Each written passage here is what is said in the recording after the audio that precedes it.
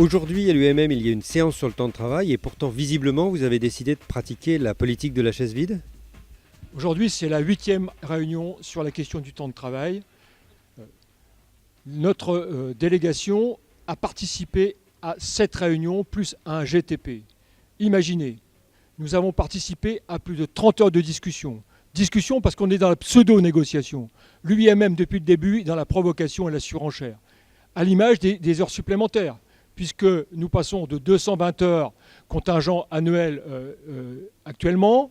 Première proposition de l'UMM, 440 heures. Et maintenant, on est à 510 heures supplémentaires. 13 semaines de travail supplémentaire que nous propose l'UMM. Plus toute une batterie d'outils qui va permettre de flexibiliser le travail. Non, la CGT n'est pas dans la politique de la chaise vide.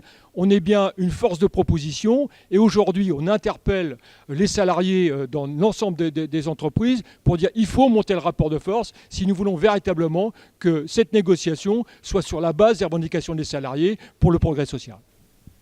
Les salariés apprécient les heures supplémentaires. C'est une façon d'arrondir les fins de mois. L'UMM en propose encore plus. Pourquoi s'y opposer ? Alors c'est sûr, c'est complètement par plaisir qu'on retourne à l'usine le samedi, passer sa journée devant la machine plutôt que d'être à l'entraînement de foot avec ses enfants, ou alors qu'on reste à la maison et qu'on rallume l'ordinateur parce que l'ingénieur n'a pas fini son projet. Si les gens font des heures sup le samedi, c'est simplement parce que les salaires sont trop bas. Et donc, ils vont travailler en plus. Si les gens rallument leur ordi le samedi à la maison, c'est parce que la charge de travail est trop importante. Donc ce qu'il faut, c'est à la fois augmenter les salaires et embaucher pour répartir mieux la charge de travail. C'est tout le sens de notre proposition. Travailler moins pour travailler mieux et travailler tous. Quelles sont les propositions de la CGT en la matière ? Alors ce qu'on propose, nous, c'est de réduire le temps de travail pour toutes les catégories de salariés.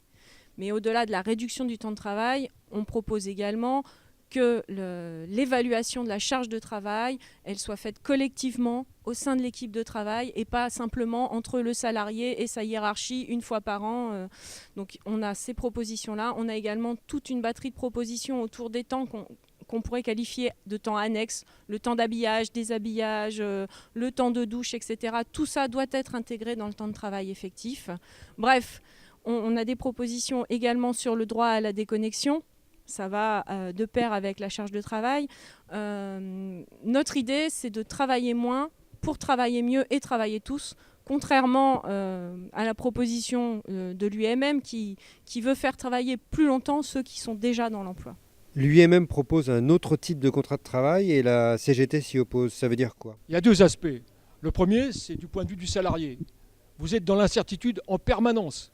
Vous êtes dans cette situation où, y compris pour la vie quotidienne, vous êtes incapable de vous projeter, d'avoir un déroulement de carrière, etc. Deuxième chose, c'est une machine de guerre contre l'industrie. L'industrie, aujourd'hui, en particulier la métallurgie, a besoin d'emplois pérennes qui permettent une qualité, qui permettent une visibilité sur les compétences et cette augmentation des compétences. Avec ces contrats, on est véritablement sur l'emploi Kinex et donc évidemment, on aura un problème dans la qualité de notre industrie et l'avenir de notre industrie. Quelle est la suite du programme pour la fédération ? Programme double, important.